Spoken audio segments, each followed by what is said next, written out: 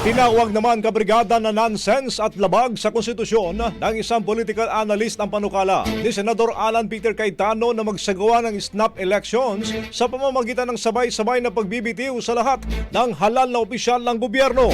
Sa panayam ng Brigada News FM Manila kay Professor Antonio Contreras, iginit nitong hindi ang pagpapalit ng mga opisyal ang tunay na solusyon sa problema ng katiwalian.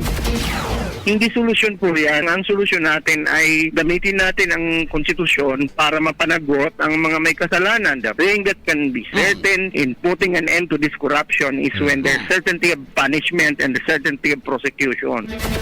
Ayon pa kay Contreras, wala sa saligang batas ang ganitong proseso at itinuturing itong isang extra-constitutional na hakbang na maaring magdulot ng mas matinding kaguluhan sa bansa. Anya, tila layunin lamang ng panukala ni Cayetano na makakuha ng atensyon.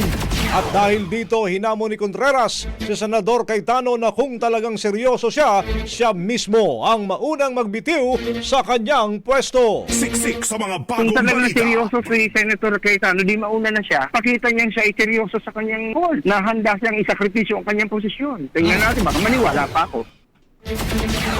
Ang bahaging ito ay hatid sa atin ng NutriCleanse Herbal Capsule. Linis tiyan, sexy tiyan.